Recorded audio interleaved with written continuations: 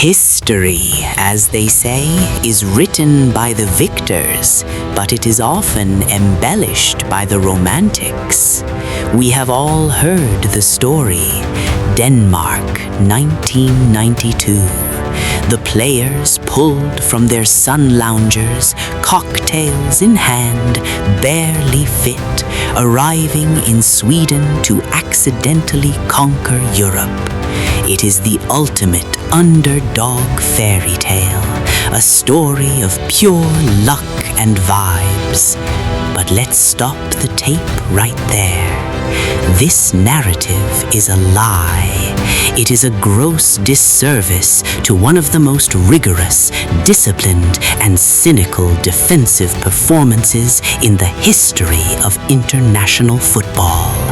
Today, we strip away the myth.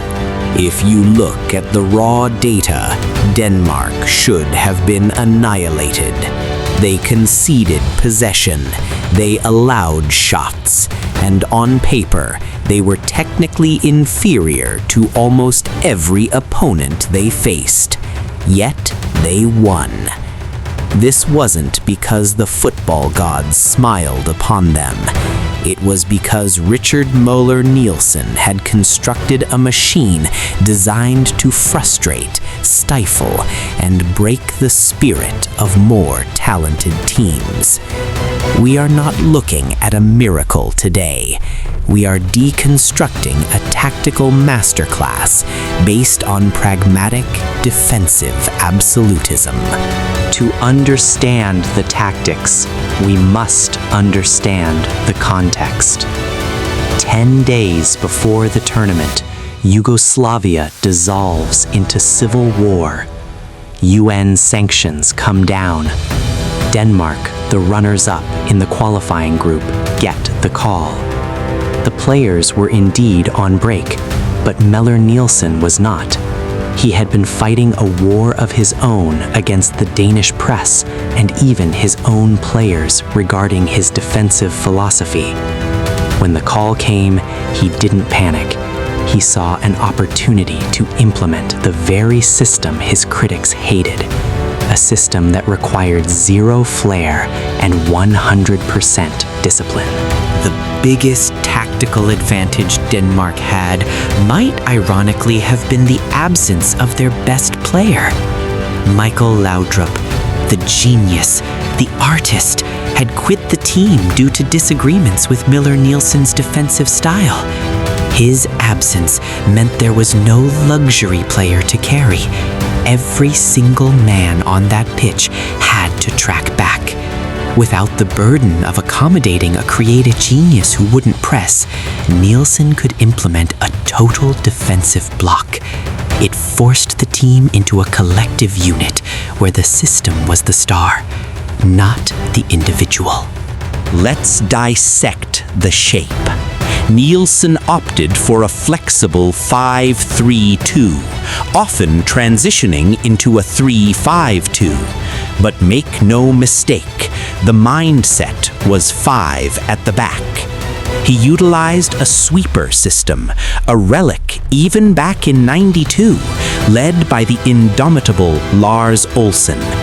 This extra man behind the defensive line provided a safety net for the markers. It allowed the stoppers to be aggressive, stepping out to crunch attackers, knowing Olsen was sweeping up the mess behind them. It was unglamorous, it was old-fashioned, but against the fluid attacks of the Dutch and Germans, it was a brick wall.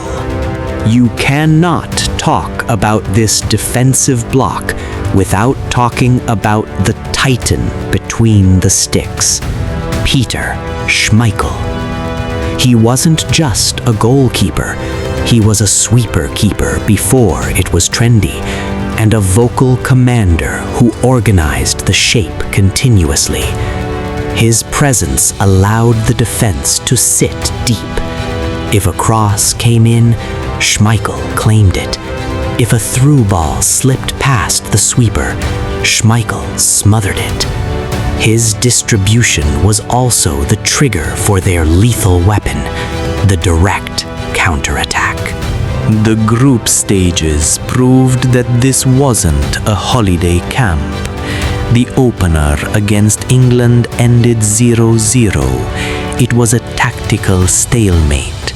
Denmark didn't create much, but crucially, they didn't allow England to play. You could see the frustration on the English faces. The Danes were compact, narrowing the pitch, forcing England wide, and then dealing with the crosses comfortably. The media called it boring. Nielsen called it a clean sheet. This game laid the foundation of belief. If we don't concede, we always have a chance. Then came the setback. A 1-0 loss to the hosts, Sweden. This is where the beach myth usually falls apart. If they were just riding a wave of luck, they would have crumbled here. They were bottom of the group, needing a win against France to survive. The pressure was immense. Nielsen, however, didn't change the philosophy. He didn't suddenly switch to all-out attack. He doubled down on the structure, trusting that France's arrogance would be their undoing. France, managed by Michel Platini, had gone unbeaten for nearly 3 years. They had Papin and Cantona. They expected to roll over the Danes. But Nielsen identified a flaw in the French system.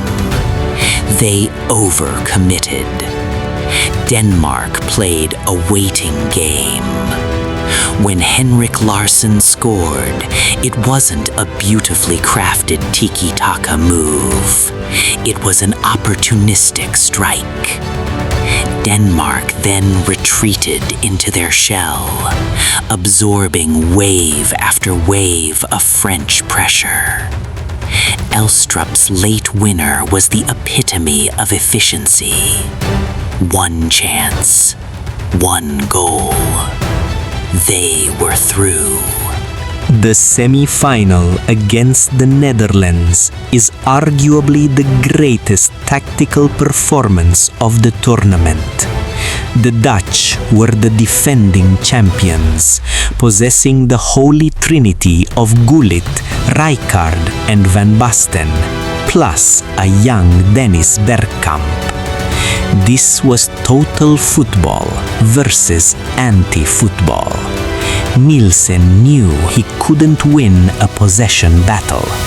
Instead, he instructed his wingbacks to sit narrower, clogging the half spaces where Bergkamp loved to operate. The plan was simple yet exhausting. Deny space.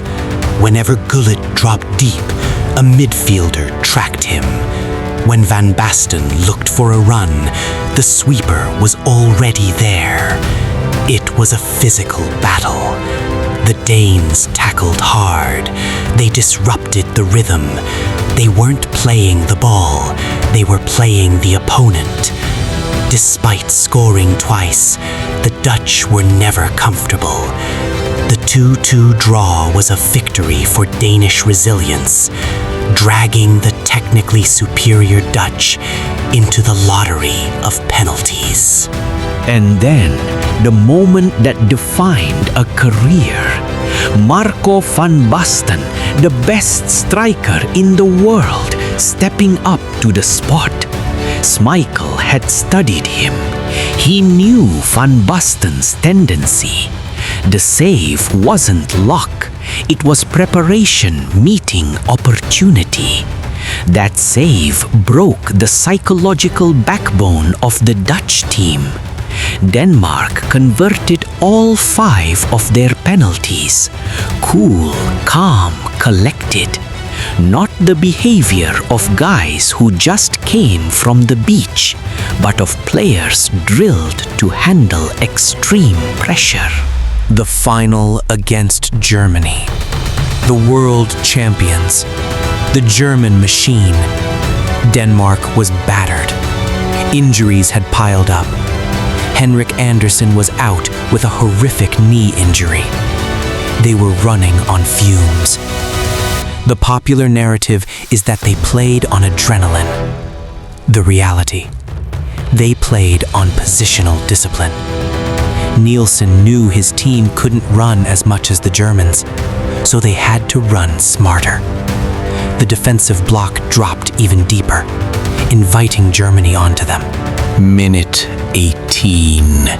John Fax Jensen, a man who famously rarely scored, strikes a thunderbolt into the roof of the net. 1-0. This goal changed the tactical landscape completely. Now Denmark had something to protect.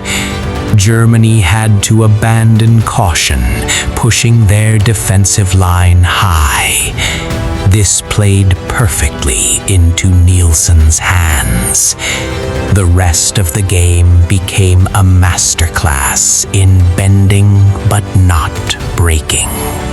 For the next hour, it was a siege. Germany threw everything at them. Klinsmann, Riedel, Effenberg. But look at the Danish shape. Even when tired, the distances between the defenders remained constant. They shifted side to side like a pendulum. It was ugly, it was desperate at times, but it was organized desperation. Every clearance was cheered like a goal. They were winning the psychological war, forcing Germany into hasty shots and frustrated fouls. We must address a controversial tactical element, the back pass. 1992 was the last tournament before the rule change forbidding goalkeepers from handling back passes. Denmark exploited this ruthlessly. Whenever the pressure got too high, they rolled it back to Schmeichel. He picked it up, and the game stopped. It killed the German momentum. It was cynical, yes, but it was within the rules. Nielsen used every tool available to slow the game down and let his players breathe. Schmeichel made saves in that final that defy physics. The one-handed pluck from the air against a cross destined for Klinsmann wasn't just athleticism, it was dominance. He owned his penalty area. By dominating the air, he forced Germany to play on the ground, where the crowded Danish midfield could swarm them. He was the ultimate safety valve for a team under immense pressure. Then, the knockout blow. Kim Vilfort, a man playing with a heavy heart due to his daughter's illness, produced a moment of magic. He controlled the ball, turned inside two German defenders, and fired it in off the post. 2-0, 78th minute. The German machine broke down. You could see the belief drain from their eyes. The tactical plan had worked to perfection. Absorb, frustrate, counter, kill. When the final whistle blew, the world saw a miracle. But Richard Møller Nielsen saw the result of pragmatic execution. They had beaten the world champions, not by outplaying them, but by outthinking them. They managed space, they managed time, and they managed their own limitations better than any team in the tournament. So, was it luck? Luck is a deflection. Luck is a refereeing error. Defending with a low block for 90 minutes against the world's best attack without losing your shape is not luck. It is discipline. Scoring 2 goals from limited chances is not luck. It is clinical efficiency. Denmark 1992 was the triumph of the collective over the individual, of system over talent. We must also credit Brian Laudrup. While the defense held the fort, Brian was the relief valve. His role was thankless. Get the ball, run into channels, hold it up, buy fouls, give the defense a break. He didn't score in the final, but his tireless running stretched the German defense just enough to create the spaces Jensen and Vilfort exploited. He was the engine of the counterattack. Denmark 1992 set a template. We saw echoes of this in Greece 2004 and even Leicester City 2016. It proved that a cohesive unit, bought entirely into a defensive structure, can dismantle star-studded opponents. It validated the idea that you don't need the best players to be the best team. You just need the right plan and the will to suffer for it. Richard Møller Nielsen passed away in 2014. Often underappreciated compared to other tactical giants. But that summer in Sweden was his masterpiece. He took a team of vacationers and turned them into Spartans. He ignored the aesthetic critics and played to win. In a sport obsessed with beauty, he championed effectiveness. The psychological aspect cannot be overstated. Playing without pressure because we weren't supposed to be here is a myth. Once they beat France, the pressure was real. The fatigue was real. The mental fortitude required to stay focused in that box for 90 minutes against Klinsmann and Riedel is immense. They didn't win because they were relaxed. They won because they were hyper-focused. Perhaps the beach story served a purpose. It disarmed opponents. It made Germany underestimate them. Look at these guys. They are just happy to be here. It was the perfect smokescreen. While the world talked about their holiday, Denmark was busy locking the door and throwing away the key. The beach was the cover story. The bunker was the reality. It is time we retire the word fairy tale when analyzing Euro 92.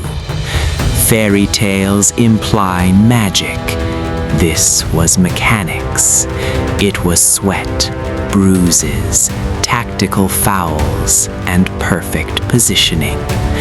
Calling it a fairy tale strips the players and the manager of the credit they deserve for their professional excellence. They didn't stumble upon the trophy. They strangled the competition until the trophy was theirs. For the fans, the Roligans, it was a party. But on the pitch, it was strictly business. The disconnect between the joy in the stands and the grim determination on the grass is what makes this tournament so fascinating. The fans provided the soundtrack of a festival, while the team enacted the script of a war movie. So, here are the key takeaways from 1992. First, a world-class goalkeeper covers a multitude of tactical sins. Second, a cohesive defensive structure beats disjointed offensive talent. And third, psychological freedom combined with tactical rigidity is a dangerous mix. Denmark had nothing to lose, so they defended like they had everything to gain. They were the anti-heroes of European football. They ruined the parties of England, France, Netherlands, and Germany. They didn't play the football we wanted to see, but they played the football that wins championships.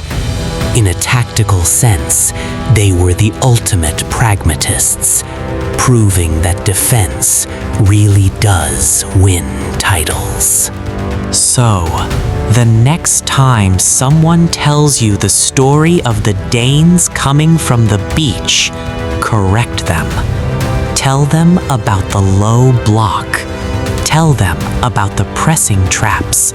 Tell them that while they might have been on holiday mentally, tactically, they were miles ahead. The fairy tale is a lie. The masterclass is the truth. For the love of the game, remember the tactics behind the triumph.